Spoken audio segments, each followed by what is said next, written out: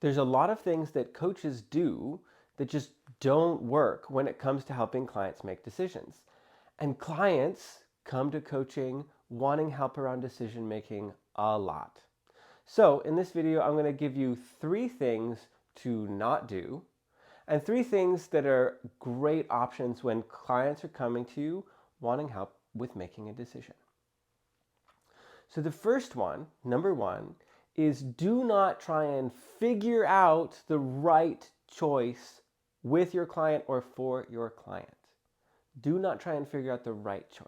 The second thing that you do not want to do is give advice, right? Do not tell the client what to do. Why? Well, let's take a look. If you tell the client what to do, you give them their opinion, and it goes great, okay, you're amazing. Now they ask you how to do everything. And when it goes well, it's your, they give you kudos and they feel good. And when it goes badly, who's responsible? You are, right? And it also creates a dependency. Okay. Third one, don't create a pro and con list.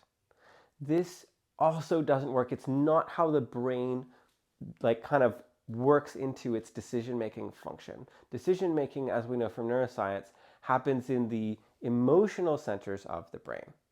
I just have a fun story about my co-founder, Megan. She was trying to figure out which city she wanted to live in.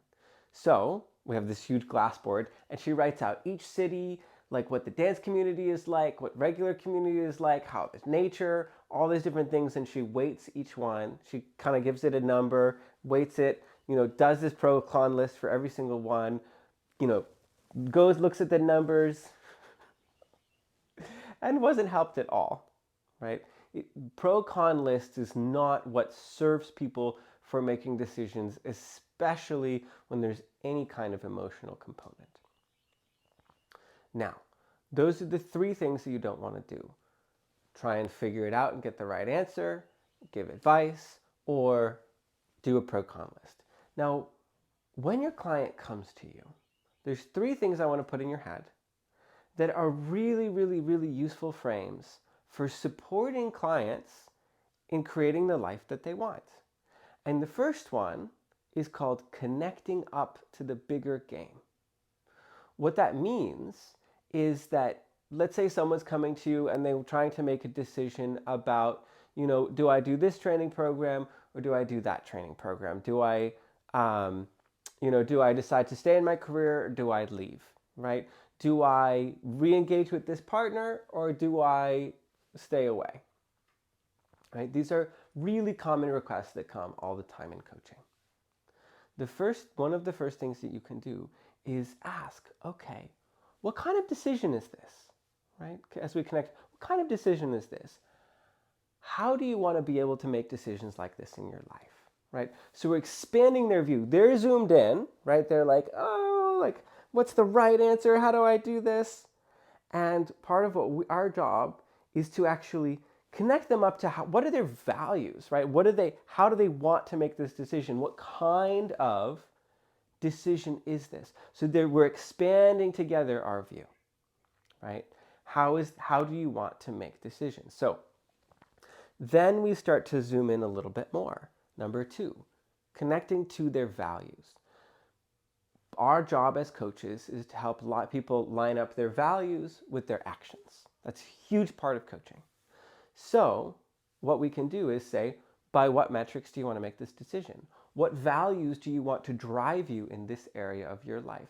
Notice I'm not getting caught in the minutia. It's okay to explore the minutia, but especially as we're establishing that request, really looking at the bigger picture of who do you want to be in this area of your life is really, really important, right? Because again, we're always serving our clients' desires. We're doing as much as we can, not inserting our own agenda into the client's life, into how they should live, but taking their frame, bringing in what they want, and centering that. Okay, so 1 is connect up to that bigger game, put it in a bigger frame, right? 2 is locate their primary values. And then lastly, you can identify the process they want, right? What kind of process for decision making?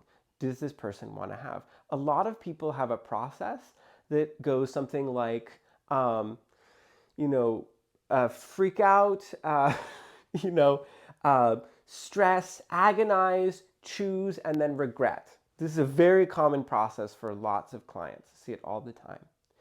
And part of what's beautiful about coaching is that we can help our clients improve their process, improve how they actually move through the process of decision making, which is a lot of life, right? Life is lots of process and few outcomes, right? We spend not much time basking in the outcomes of our choices. We spend most of our time in the process of making choices, in the process of living our life.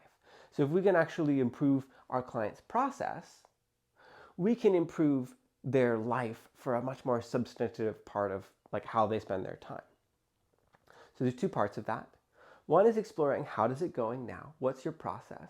And then secondly, what's the process that you want, right? You wouldn't do all of these in a coaching session. These are some options, right, that you can always go to, right? What's the process that you want? How would you like to make decisions, right? And this connects to something that one of my teachers taught me, that how we do anything is how we do everything, right? So if someone is always in tension about decisions, well, that might be something they want to change. How do we bring that up? Sometimes it's there in the moment, sometimes they don't. One of the exercises I like to do that connects to what we call the do it now principle is to get it happening right now. So I'll be like, all right, I want you to pick 3 items from the room. They're like, okay, here's a rock, here's a ball, and here's a book. And I'll be like, okay, this is very important. What I want you to do now is I want you to pick the right one, right? And it's amazing. They're like, you're gonna have to stay with this. It's gonna stay with you the whole day, you know? And immediately, people's relationship with decision making comes up. And they're like, oh my God, what do I choose? They agonize, they reenact the same things that they enact in their life. And then they get the opportunity to really see how it plays out, even if there's no real stakes, and consider, is this something that I want to keep? And does this serve my life? Or is this something that I want to change? And if so, how do I want to be in that process, right? And having just this simple 3 objects exercise makes it so easy to just show them a different way and show them exactly how they're showing up now. If you like this video and you want more tips about how to work with clients and best practices and coach education in general, please like and subscribe below.